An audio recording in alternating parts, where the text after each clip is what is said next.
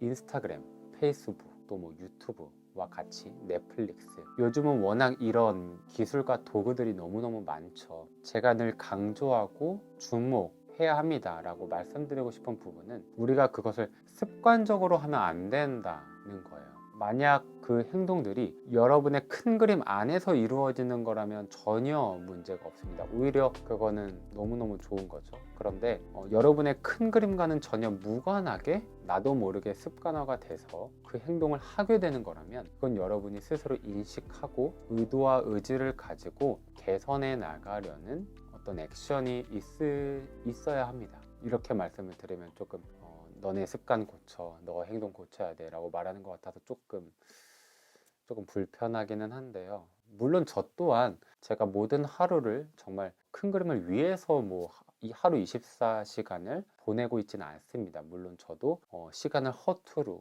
쓰는 경우도 많고요. 아무튼 이것을 조심하려고 노력하고 있고 인식하려고 애쓰고 있다라는 겁니다. 휴대폰 관련해서 뿐만 아니라 모든 다른 영역에서도 동일하게 해당될 수 있겠죠. 여러분의 5년 뒤, 10년 뒤 더 나아갈 수도 있겠죠. 여러분의 큰 그림은 무엇인가? 그리고 오늘 하루 순간의 선택이 이 큰 그림 안에서 이루어지는가? 나의 모든 말과 생각, 행동이 이 큰 그림 안에서 이루어지고 있는가가 중요한 것 같습니다.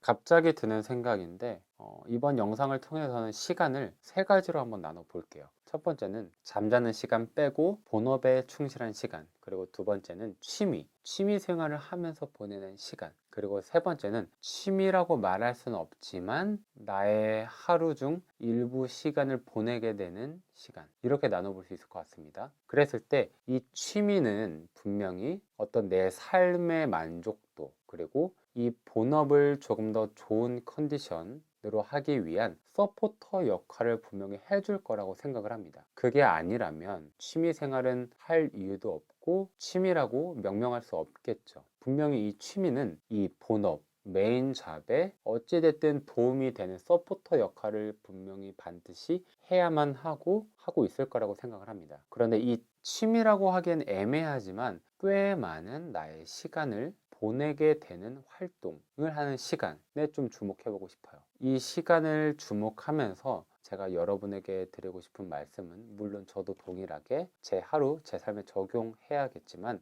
이렇게 돼야 될 것 같아요. 취미 생활은 단순히 그 순간을 위해서 하는 행동일 수 있습니다. 그런데 취미라고 하기에는 애매한 활동을 하는 시간은 5년 뒤, 10년 뒤 내가 원하는 삶의 모습, 큰 그림 안에서 결정하고 분명한 목적과 의도와 의미를 가진 행동하는 시간이 되어야 한다고 생각해요. 이 부분에서 아마 취미 활동을 하는 시간과 차이가 느껴지고 있을 거라고 생각을 합니다. 꽤 피곤하고 힘든 삶이 될 거라고 생각이 드실 수도 있는데요. 여러분이 정말 5년 뒤, 10년 뒤 여러분이 원하는 삶의 모습이, 그 그림이 분명하면 분명할수록 그 큰 그림을 위해서 결정하는 오늘 하루 순간에 붓터치를 하는 그 순간에 저는 행복과 만족을 그 순간 느낄 거라고 생각합니다. 우리의 목표가 5년 뒤, 10년 뒤에 있다고 해서 행복이나 만족, 즐거움, 기쁨, 이런 긍정적인 감정들이 5년 뒤, 10년 뒤에 그 목표를 달성했을 때만 느낄 수 있다라고 생각하지 않아요. 목표가 분명하다면 그 목표를 위해서 달려가는 여정 또한, 여정 내내 저는 그 행복, 기쁨, 즐거움, 만족 다